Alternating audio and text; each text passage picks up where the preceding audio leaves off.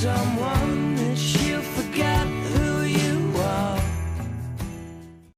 Bueno, me presento, mi nombre es Brandon Zavala Hernández, soy del Tecnológico Superior de Abasolo, Guanajuato, ITESA, y les vengo a hablar de mi exposición, más bien les voy a presentar mi exposición para el tema de probabilidad estadística que se llama la distribución de Pearson, o también llamada como G cuadrada o Chi cuadrada en algunos casos. Bueno, ¿qué es? Primeramente, ¿qué es? Es una distribución de probabilidad continua con un parámetro a base de, más bien que representa los grados de libertad de una variable aleatoria. Bueno, ¿y para qué nos sirve? Nos sirve para someter a prueba de hipótesis referidas a distribuciones de frecuencia. En términos generales, esto nos contrasta frecuencias observadas con las frecuencias esperadas de acuerdo con una hipótesis que es nula. Ok, entonces las características que tiene que llevar para saber si es una distribución G cuadrada o Chi cuadrada. La primera es solo es en datos cualitativos, solamente en datos cualitativos. La otra se asocia a un parámetro de grados de libertad. Eso es lo más importante, grados de libertad. Y la tercera, la forma de la distribución depende del lugar del parámetro. O sea, de cómo te dé el parámetro, y va a ser tu forma de la gráfica, más bien, como se lo puede decir. Y seguimos con un ejemplo ahorita. Les vamos a detallar un pequeño ejemplo para que más o menos le entiendan a lo que es la distribución Chi cuadrada. Bueno, aquí tenemos el ejemplo. El ejemplo nos pide calcular las frecuencias esperadas en nuestro grupo. Si aplicamos los porcentajes esperados a la muestra de 100 casos, o sea, en 100 casos de un grupo, podemos obtener las siguientes frecuencias esperadas, como se muestra en la siguiente tabla. Y aquí nos muestra la tabla. Tenemos dos grupos, tenemos 4 grupos, perdón. Tenemos una frecuencia y la otra frecuencia. Ok. Bueno, para empezar la fórmula. La fórmula nos dice que Chi cuadrada es igual a la sumatoria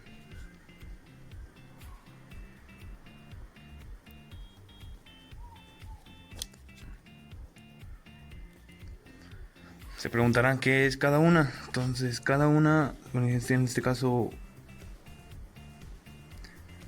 ese símbolo quiere decir la frecuencia observada.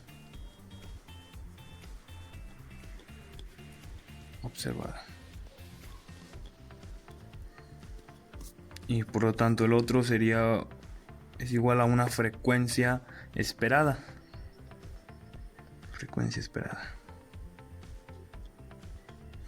Ok. Entonces el ejemplo nos pide o nos dice que calculemos la distribución con esa fórmula. Ok, entonces tenemos que calcular el estadístico de prueba con los datos del ejemplo, o sea, con estos datos. Entonces pongamos en cuenta la fórmula, ¿no? Sería x cuadrada, y cuadrada, sumatoria. Ya no ponemos la fórmula porque ya la tenemos, ¿no? Sería 4, 3 al cuadrado, que sea 3 al cuadrado. Ok, entonces esto sería más 3, 4 porque son las frecuencias, las primeras frecuencias, ¿no? La primera frecuencia, que es la frecuencia observada, y la segunda, que sería el 3, frecuencia esperada, ¿no? Más 48, que sería la primera frecuencia, coma 45.75 entre 45.75. Otra vez más, hasta que caemos todas las frecuencias. Sería 13.95 entre 13.95. más 83,87.30 entre 87.30. Aquí lo único que hicimos fue sustituir la fórmula, sustituir cada valor en donde lleva.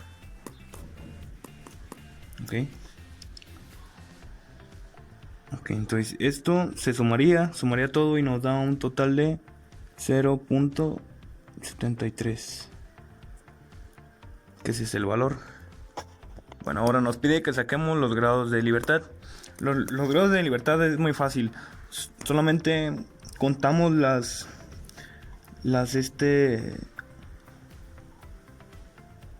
filas. En este caso serían 4. Y le restamos 1. Nunca se cuenta la fila del total. O sea, sería nuestro grado de dificultad sería 3. Ok. Ahora, este valor sería el valor de G. Y ahora hay que compararlo con la tabla de grados de libertad. Entonces tenemos que un alfa, que el valor de G cuadrada lo buscamos como alfa. Alfa que sería igual a 0.1. Y los grados de libertad serían 3. Y entonces nos damos que según estos valores, según estos dos con la tabla de grados de libertad, eso os voy a mostrar a continuación, con nuestra tabla de grados de libertad, nos da que es un total de más bien que el valor es igual a 11.34. Al comparar el valor de 0.73 con el valor de la tabla, que son 11.34, vemos que se encuentra a la izquierda de 11.34. O sea que se desplace que la curva de la gráfica se va a desplazar hacia el centro.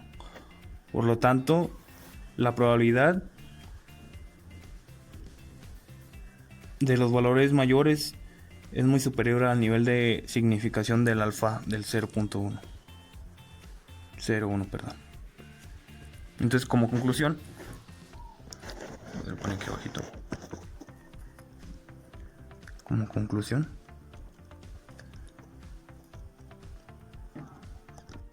conclusión, dado que la probabilidad x cuadrada es mayor o igual a 0.73,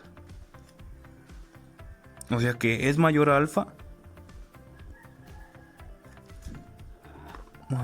que en este caso es igual a 0.01, se acepta la hipótesis nula. Entonces, como conclusión sería: se acepta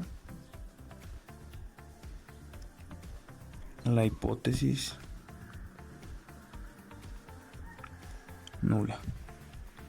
Bueno, se preguntarán cómo sabemos si se acepta o se rechaza la hipótesis nula. Esto lo podemos tomar de la diferencia entre las frecuencias observadas y las esperadas. Tiene que ser grande para que la hipótesis nula sea falsa, o sea que no la tomemos en cuenta, que no